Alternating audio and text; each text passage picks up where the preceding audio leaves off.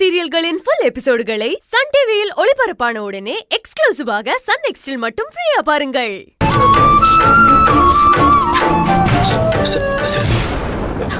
என் மேலதான் தப்பு. என்னாலதான் உங்களுக்கு இன்னைக்கு கெட்ட பேரு. தயவு செஞ்சு என்ன மன்னிச்சிருங்க. இப்படி எந்த தப்புமே பண்ணாம எத்தனை நாளைக்கு தான் மன்னிப்பு மன்னிப்புன்னு நீங்க மட்டுமே கேட்டுட்டு இருப்பீங்க? இல்ல, இப்படி நடக்கும்னு நான் எதிர்பார்க்கல. அண்ணன்கிட்ட சொல்லிட்டு தான் பணம் எடுக்கணும்னு நினைச்சேன். அதுக்கு தான் ஃபோன் பண்ணேன். ஆனா அதுக்குள்ள இப்படி ஒரு பிரச்சனை நடக்கும்னு சத்தியமா நான் எதிர்பார்க்கல. என்னங்க இது அநியாயமா இருக்கு? உங்களுக்கு உங்க சொந்த ஹோட்டல்ல கல்லால பணம் எடுக்க உரிமை இல்லையா? அதுக்கு போய் உங்க அண்ணன் அவ்வளவு கேவலமா பேசுறாரு. அவர் கேட்ட கேள்வியில கொஞ்சம் கூட நியாயமே இல்ல.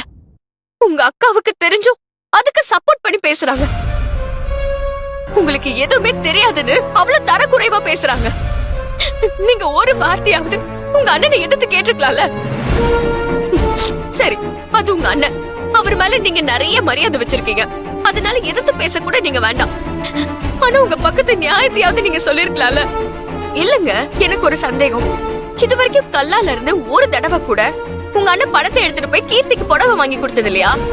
இல்ல கல்லால இருந்து அவரோட சொந்த செலவுக்கு ஒரு தடவை கூட பணம் எடுத்தது இல்லையா? நீங்களும் அந்த ஹோட்டலுக்காக தானே நைட்டு பகலுமா வேலை பார்த்துட்டு இருக்கீங்க. உங்க தேவைக்கு, உங்க பொண்டாட்டி தேவைக்கு பணம் எடுத்ததுக்கு இனிமே என்ன கேட்காம பணம் எடுக்காதன்னு சொல்லிட்டு போறாரு. இது எப்படிங்க நியாயம்? இது எதிர்த்து ஒரு வார்த்தை கூட நீங்க பேசாம நிக்கிறீங்க.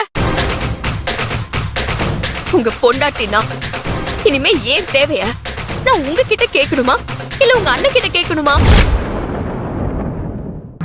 அதையும் சொல்லிடுங்க. ரொம்ப வசதியா இருக்கும்ல. அவர்கிட்ட தான் போய் கேட்டு கேட்டு செய்யணும்னா நான் எதுவுமே உங்ககிட்ட கேட்காம இருப்பேன்ல. என்னங்க இப்படி பேசுறீங்க? அண்ணன் ஒன்னும் பணம் தரமாட்டேன்னு சொல்லலையே. நான் படிக்காத முட்டாளுங்க. எனக்கு வரவு செலவு கணக்கெல்லாம் தெரியாது. கணக்கு வழக்கும் சுத்தமா புரியாது.